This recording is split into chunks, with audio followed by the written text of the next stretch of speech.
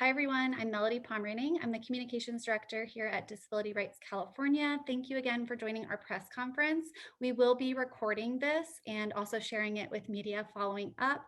We will also be captioning this and also interpreting it in ASL and providing that to the public as soon as we can, hopefully by Friday or earliest Monday. So again, I will introduce our Executive Director, Andy Imperardo, who will kick us off. So thanks, everyone. Thank you very much, Melody. And I want to just start by acknowledging and thanking the coalition that Disability Rights California has been working with on the vaccine issue. Those of us who are represented on the Community Vaccine Advisory Committee includes the Disability Rights Education and Defense Fund, represented by Sylvia Yee on the committee, the State Council on Developmental Disabilities, represented by Aaron Carruthers, the California Foundation for Independent Living Centers, represented by Christina Mills, and our close partners at Justice in Aging, represented by Denny Chan. This has been kind of a long, hard slog for those of us on the committee, and then for the thousands of advocates around the state who've been working on this issue. Just before this press conference, I had communication from the state at a high level telling us to expect an announcement today that they think is going to be good news for us.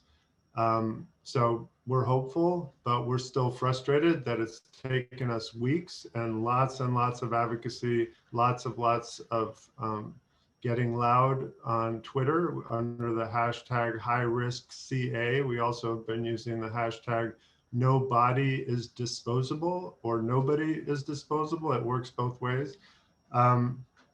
So we hope we're on the verge of an important positive development from the state. But the bottom line is we've been working since before the holidays to tell the state that people with disabilities who are at high risk of dying from COVID and are at high risk of getting COVID need to be prioritized in the state prioritization system. And what the state announced on Monday was that they were going to prioritize everybody over 65 before they get to any other populations, and that age is going to become the most important factor in who gets the vaccine. We are all supportive of prioritizing people over 65. That makes sense. Lots of people over 65 are dying from COVID.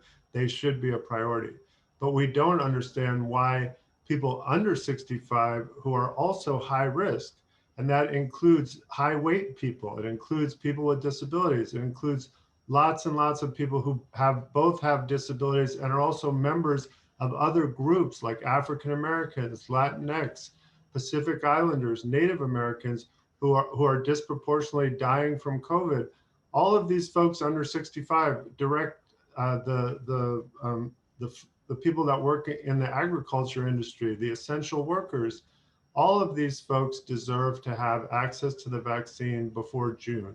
And what we were told on Wednesday of last week at the advisory council meeting by Dr. Pan, who's one of the co-chairs, was that if the vaccine deployment doesn't speed up, everybody under 65 is going to have to wait until June, because that's how long it's going to take to offer the vaccine to everybody over 65.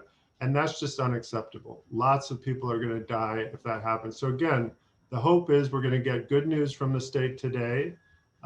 We're very frustrated that it took a lot of effort on our part to get to this point. We are hopeful that we will get this good news.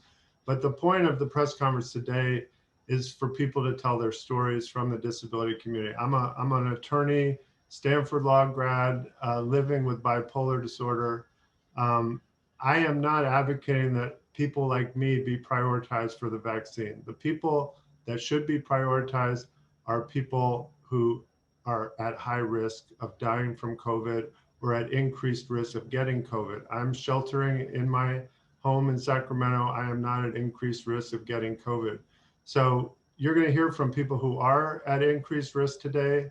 And I want to start with a video from Alice Wong. Alice is the founder and director of the Disability Visibility Project. She is one of the most accomplished, talented disability leaders in the world, literally in the world.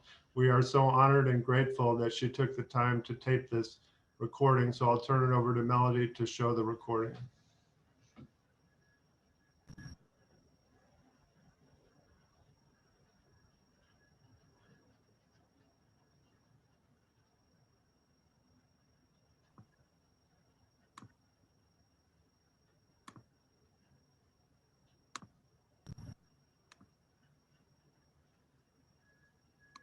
Hi, my name is Alice Wong.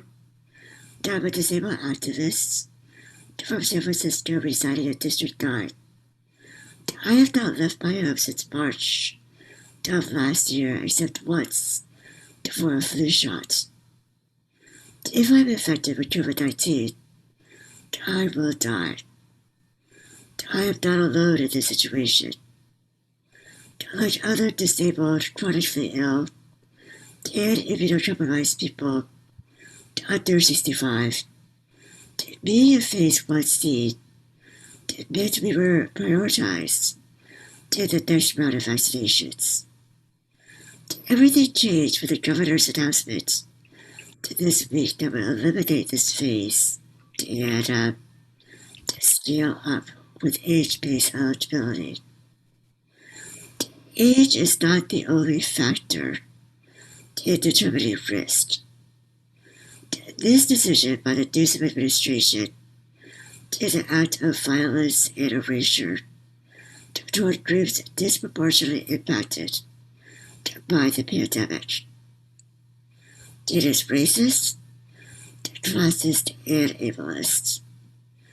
And by the way, there are high-risk disabled people who are essential workers, immigrants, unhoused people, undocumented people, and in communities of color. I am filled with fear for myself and others.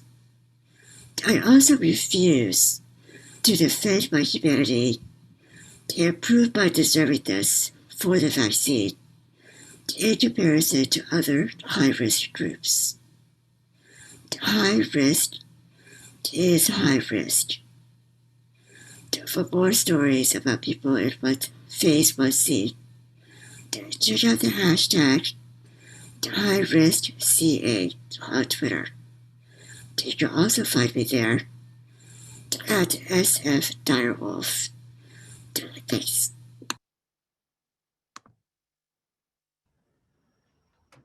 Thank you, Alice Wong, for that very concise and powerful statement. The next speaker is Dr. Elena Escalera, who is from St. Mary's College and is part of the hashtag No Body is Disposable Coalition. Elena, you're up. And don't forget to unmute yourself.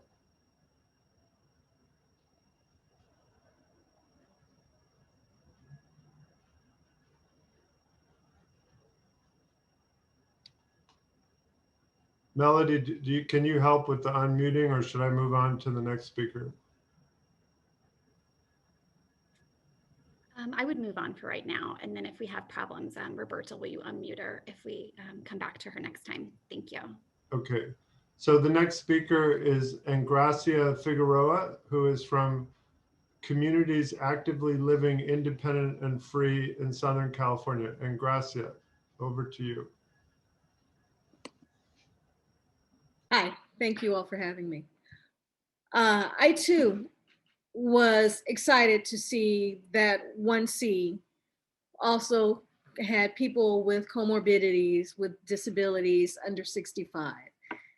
And when the governor's administration, Governor Newsom's administration, changed it for people under 65, there went the glimmer of hope of of survival. I am one of the people that in the state that have caregivers that work with other people. So even though I am at home and I'm quarantining and isolating, I'm still at risk for exposure. I had a risk of exposure on Christmas Eve from a caregiver that I had because her coworker came down with COVID. And they're also brought in the complexity of how do I even get tested even though I'm in the house? You know, how do I get there? All of those other things. So now I'm down to one caregiver.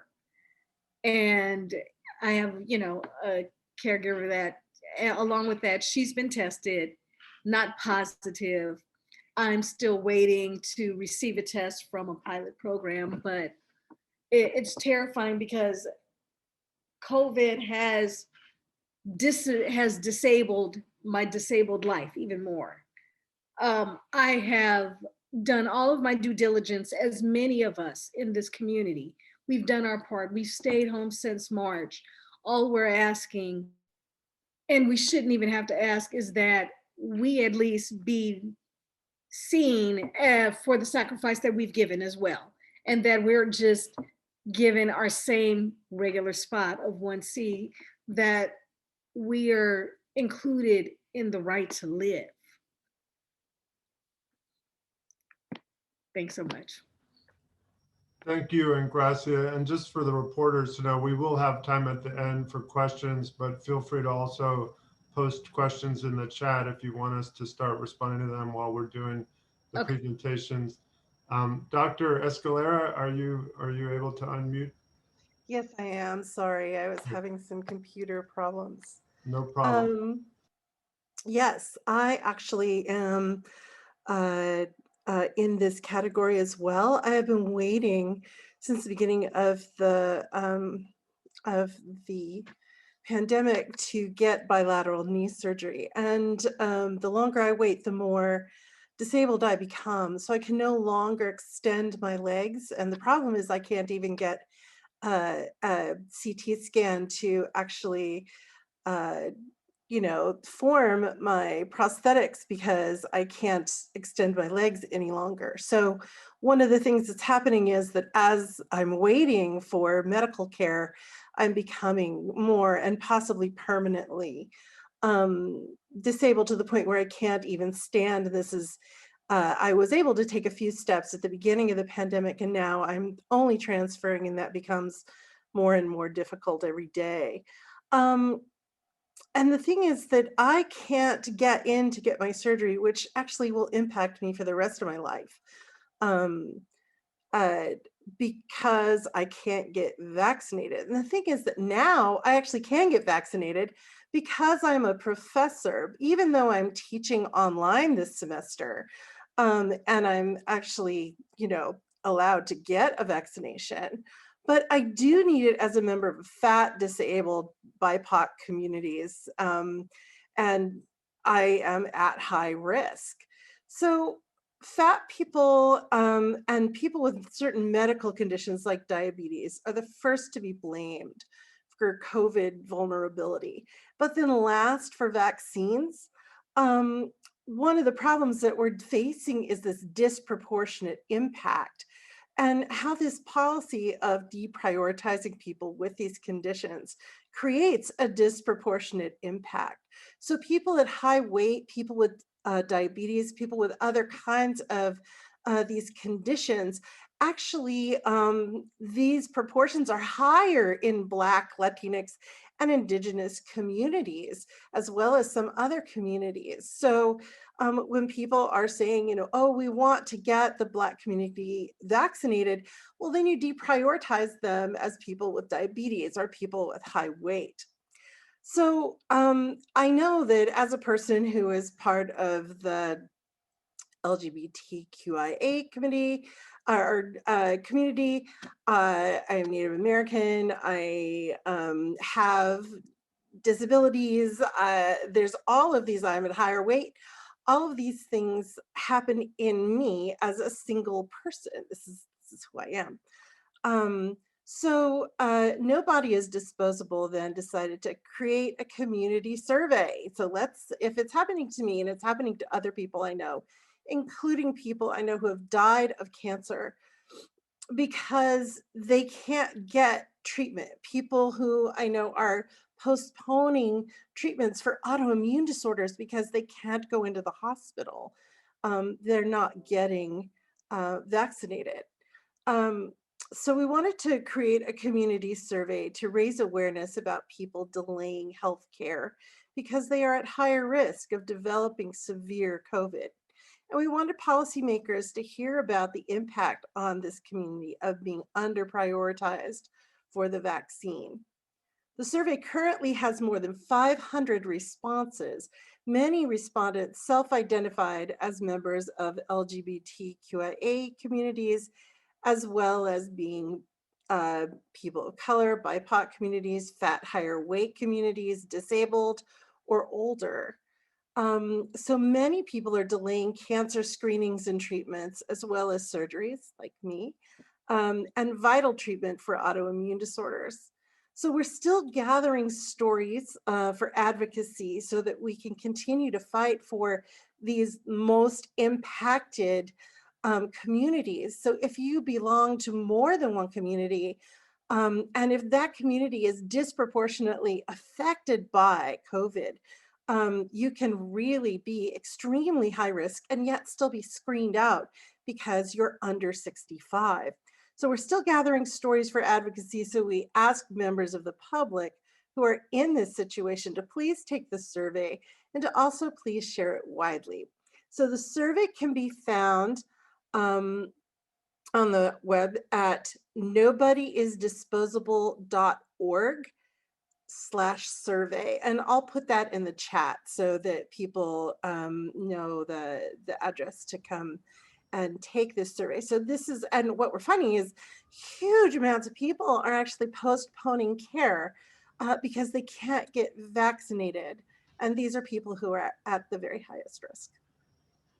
Thank you, Dr. Escalera, and thank you for letting people know about the opportunity to take the survey. One thing that I just want to point out that I learned just this morning based on a CDC meeting that happened yesterday, is that of the people that have gotten the vaccination nationwide who are over 65, 90% are white. So when you think about that in the context of California's announcement on Monday, the people over 65 in California who are most likely to trust the vaccine, have access to a car and anything else that they need to get to a vaccine are going to be white people in California. And there will be huge populations who are under 65 or people of color with and without disabilities who are going to be told to wait until this disproportionately older white population gets the vaccine. And it's just wrong. There's no way you can argue that from an equity standpoint. So that statistic from the CDC yesterday really jumped out at me. And I think it's something we have to be very concerned about in California. Obviously, it's good for everybody to get the vaccine who needs it, but we need to pay attention to racial disparities. So the next speaker is Sandra Solove, JD, an author and subject matter expert who's been a great coalition partner for Disability Rights California and everybody who's been working on this issue. Over to you, Sandra. Hi, thanks so much. Everyone, thanks for being here and for listening to these stories. It's really important that people who are at high risk, either because of something about themselves or because of their exposure in the world, that all of the folks who are at high risk have access to the vaccine. It's also really important that we don't pit one high risk group against another high risk group.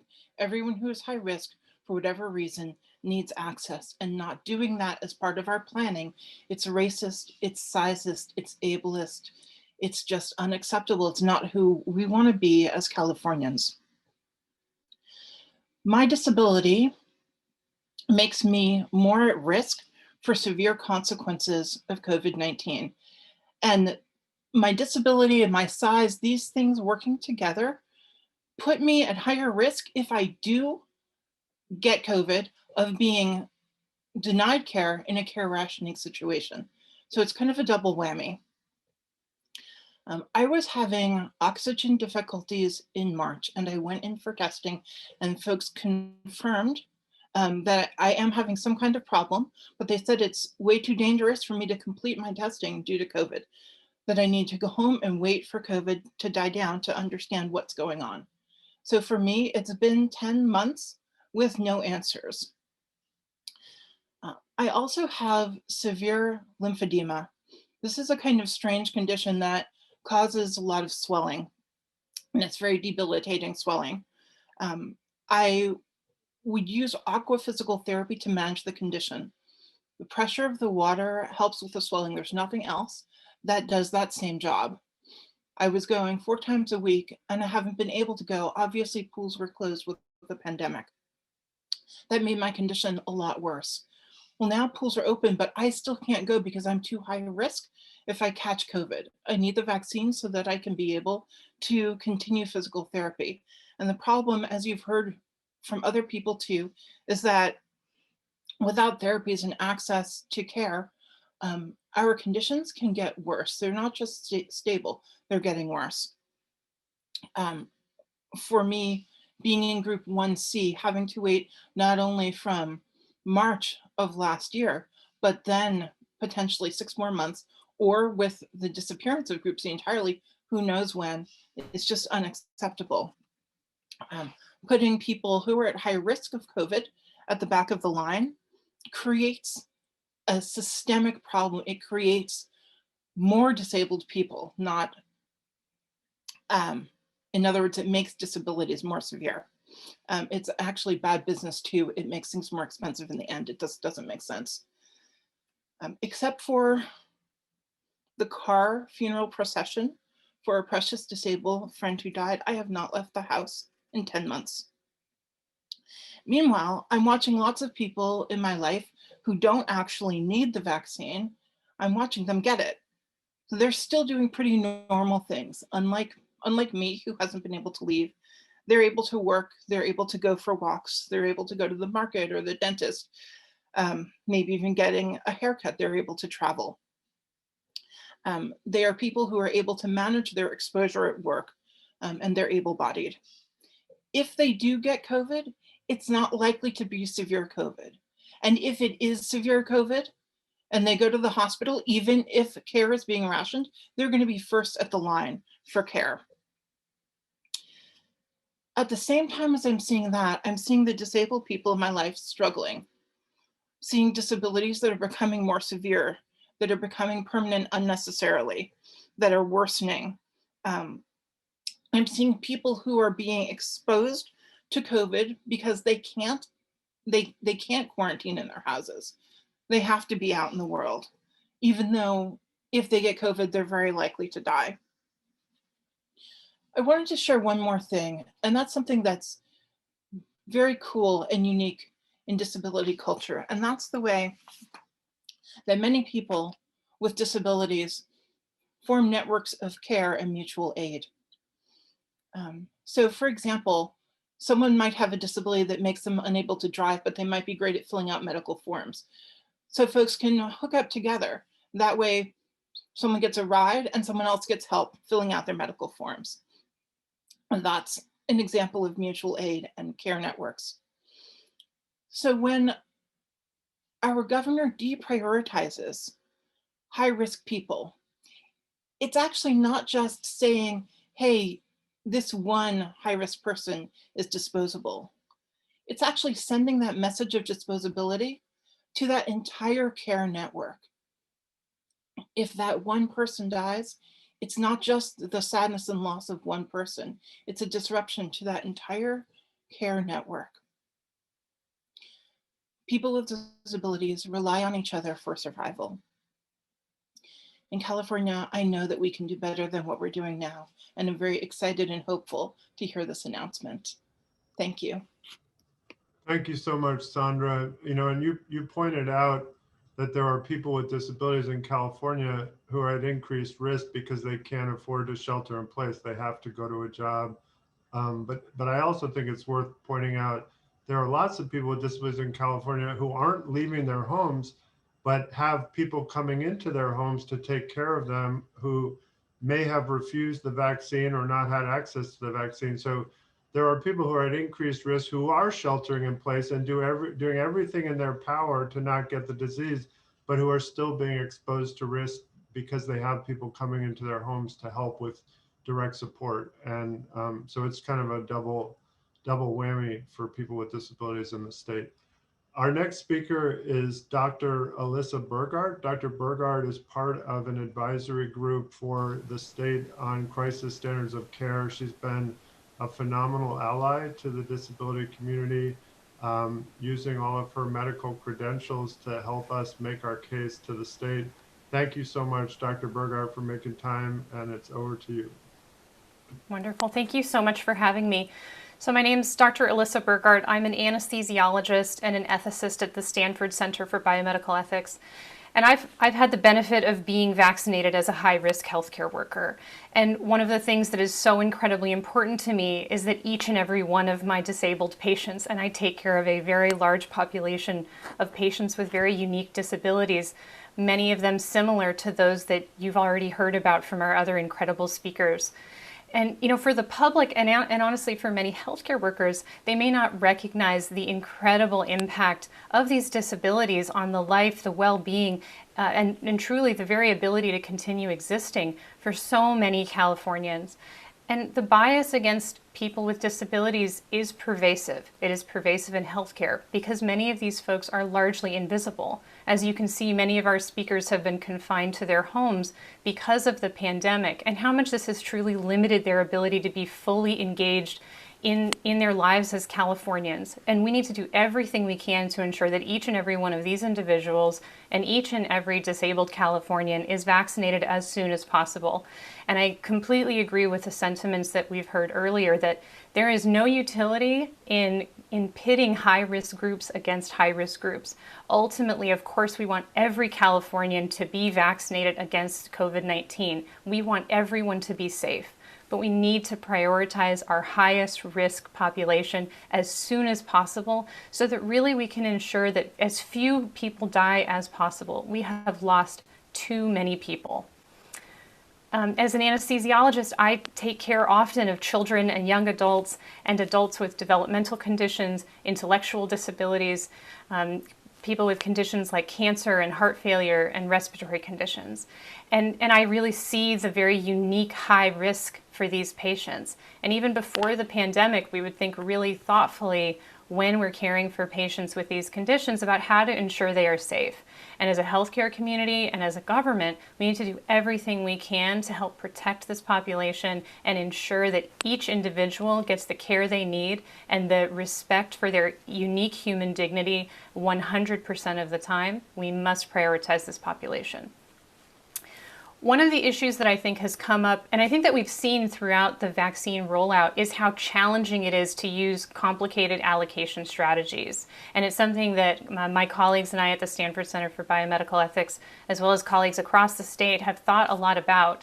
And I think it's just so important to realize that just because something might pose unique challenges does not mean that it is not a worthy goal that we must go after.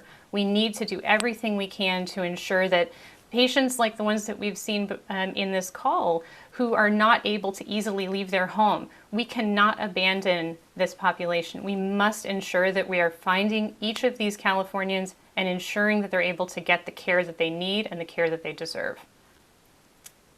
I will stop there. I really appreciate you having me on this call, and I really hope that we can see the state of California move towards a more equitable allocation of vaccination for all Californians. So Dr. Burgard, before we go to our last speaker, one of the arguments that the state has made to us, the public health leaders at the state have made, is that they have great data showing them that people over 65, and especially people over 75 and over 85, are more likely to die from COVID, and that they don't have great data about what the experience has been of people under 65 with disabilities. Do you have a response to that from a science standpoint? It's a really important example of how the bias against people with disabilities means that we don't even collect data necessarily in a strategic way to ensure that we actually have that information. So it's one more way, as one of our other speakers mentioned, that she might be one of the last people to get vaccinated, but the first person to be deprioritized, for example, in a crisis strategy. And this is one more example. If you don't have the data that you need and then you punish that population because that data does not exist to the degree that you expected, that is just one more form of erasure of our disability community. One of the things that I think we do know is there certainly is a growing collection of data demonstrating that patients with developmental conditions and patients with intellectual disabilities in particular are at least a threefold risk compared to many other folks with disabilities, even just within that population. And so when you try to compare, it's really, if you don't have the data and then you punish that group because you don't have adequate data, that's not really an adequate explanation. We do have data that is continuing to emerge because, of course, many people with a wide range of disabilities have been negatively affected by COVID. So unfortunately, some of that data won't be apparent until after we can get folks vaccinated, and that is not a good reason to deprioritize folks with disabilities.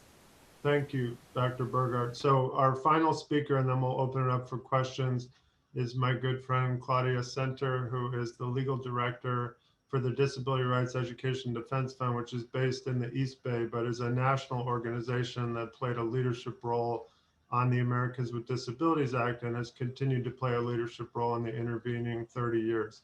So over to you, Claudia.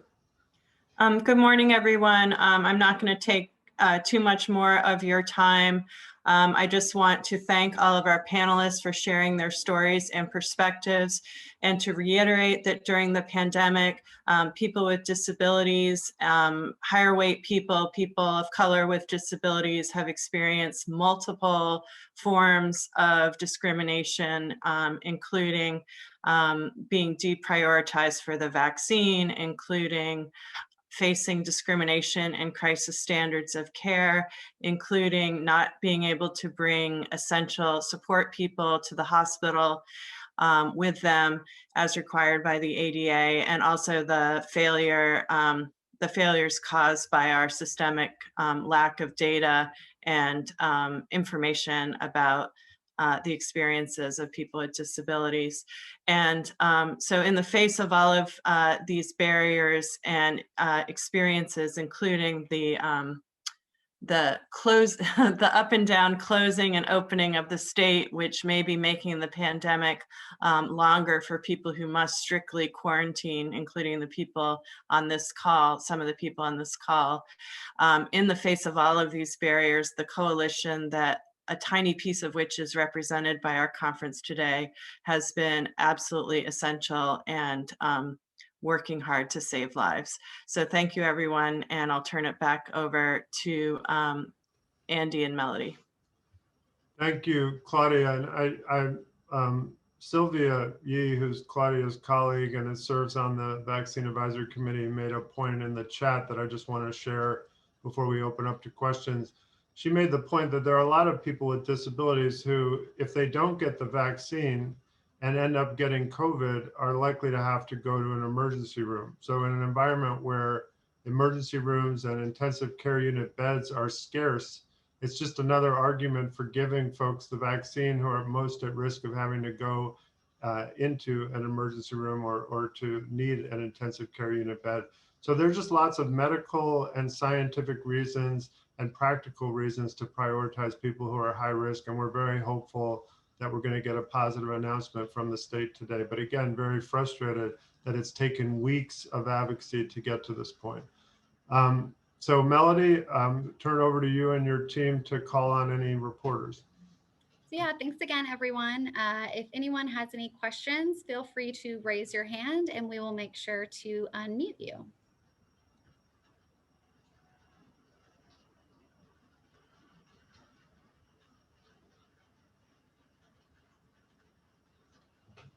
If we don't have questions from reporters, I want to ask Dr. Burghardt another question. Is that okay, Melody? I think there's one question, but you can go ahead and Okay, ask. no, let's go to the reporter first. Go ahead. Hi, my name is April Dimbaski. I'm from KQED Public Radio, and I guess we'll find out more when the state makes its announcement. But Andy, you were saying, you're not asking for someone like yourself to be prioritized. Is there a specific request that you've made to the state around all people with disabilities or people with particular disabilities being prioritized? Yeah, so we did a letter, the five of us that have been working closely together on the Vaccine Advisory Committee, we did a letter to the state where we asked them to prioritize high-risk people with disabilities. And by high risk, we're kind of referring to two things. One is because of their disability and their living situation, they're more at risk of getting COVID and they can't mitigate that risk the way that other people in California can. And the other is if they do get COVID, they're at higher risk of dying. And it's not a simple, just do people with Down syndrome and cerebral palsy and autism and spinal muscular atrophy. I mean, it's a diverse group of people that are in that category. You've certainly seen that diversity on this press conference. So we're asking the state to look at populations like people who receive home and community-based long-term services and supports. We've already prioritized the skilled nursing facility population in the state. Well, there are lots of people that have equally significant disabilities that put them at very high risk of bad consequences from COVID, who are living at home, and they're getting support at home to live independently. We want the state to prioritize those populations. The folks who get services from regional centers who have intellectual and developmental disabilities, another category that we want to be prioritized. But we also called for a safety valve where any individual who can demonstrate that they're at high risk medically of getting COVID should receive a priority in terms of vaccine deployment. So I hope that answers your question, April, but happy to take follow-up if I'm not clear. No, that helps. Two follow-up questions. Have you made any kind of request specifically around conditions that the CDC has, specifically named as putting people at higher risk of complications? And another follow-up, do you have a rough estimate of, the number of people in the group that you just outlined in California? So I'm wondering if Sylvia wants to answer those two questions, or at least take a first stab at it, and others I'm sure will be happy to chime in.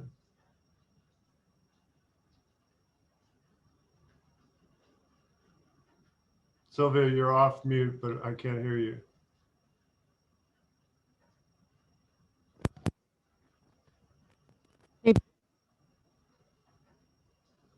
Sylvia, it sounds like you're having audio problems. So let me take a stab at it, and then other people feel free to chime in. The reason I wanted Sylvia to answer is she helped us do estimates, and it's not a huge population. There's about 300,000 people in California who get services from the regional centers. These are folks with intellectual and developmental disabilities. Sylvia, are you back online? Okay. And then there are, other folks who get in-home supportive services who are above age 16 and under age 65 and are not people with intellectual and developmental disabilities. And again, it's not a huge population. Like if you look at the population over 65, it's over 6 million people in California. For the disability population under 65 who are at high risk, our estimate is it's less than 1 million. And probably less than 700,000. And we're not saying that those people should go ahead of the people over 65. We're saying that they should be considered at the same time. Sandra, I see you're turning on your camera. Do you want to add something? I do. I want to specifically speak to that point about conditions that have been listed as high risk. Absolutely, people who are at higher risk, if they have been identified at higher risk, then they should have access to the vaccines. I just want to be really direct on my feelings about that. If people are listed or conditions are listed by the CDC that are not actually at higher risk, that's doing a huge amount of damage to people. So those lists are either accurate, in which case people are at higher risk and they need to be prioritized for the vaccine, or they're inaccurate and they're contributing to stereotypes, or they're being used as code to talk about a certain type of people. They are not race neutral. And if they are stereotypes and inaccurate, then they have to be recognized for the stigma they're causing and addressed and removed. And Dr. Burghardt, did you want to chime in on this question? I completely agree with everything that Sandra just said, as well as yourself. And really this idea that the CDC's list of disabilities absolutely includes, of comorbidities, includes a vast number of people that we completely agree. We want those folks to be vaccinated. And really just that list is not inclusive of so many people who additionally desperately need to be vaccinated. And so just being clear that the CDC guidelines, while they are helpful, they are missing some really key demographics that we need to protect. And then April, did you have another follow-up? I guess just another question. I know the state has been asking the advisory committee for help with, specific logistical recommendations. Have you included anything like that in your recommendations? Yeah, that's a great question. And it's something that all of us on the advisory committee are working on. We've tried to come up with ways to vaccinate people that are easy to administer. So for example, if somebody over 65 is going to get the vaccine and they have a family member who's high risk, who's under 65, why not do them together? Just have a rule that anybody who comes who's over 65 that brings a family member, they may have a letter from a doctor or some straightforward way of demonstrating that they're high risk, that they would get vaccinated at the same time. When we get to the point where we have vaccines that are easier to put on a mobile, like a traveling vaccination team, that's going to create a lot more opportunity to go to people with disabilities where they are, and to older Californians where they are, so they don't have to wait in line at Dodger Stadium or other places where people can get vaccines. It's also a way to get to people in rural areas that don't have a lot of transportation. So our hope is that as we get to the 1-dose vaccines, people with disabilities and people in rural areas are going to be a priority for the state to use that particular vaccine with those populations.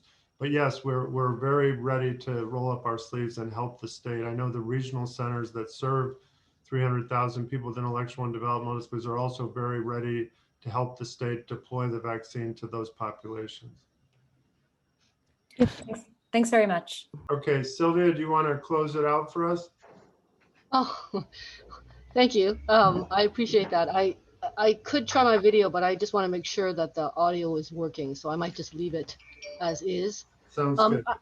I did just really want to make the point, especially in light of what the statistic that Andy gave earlier about who is actually getting vaccinations right now, amongst those who are over 65.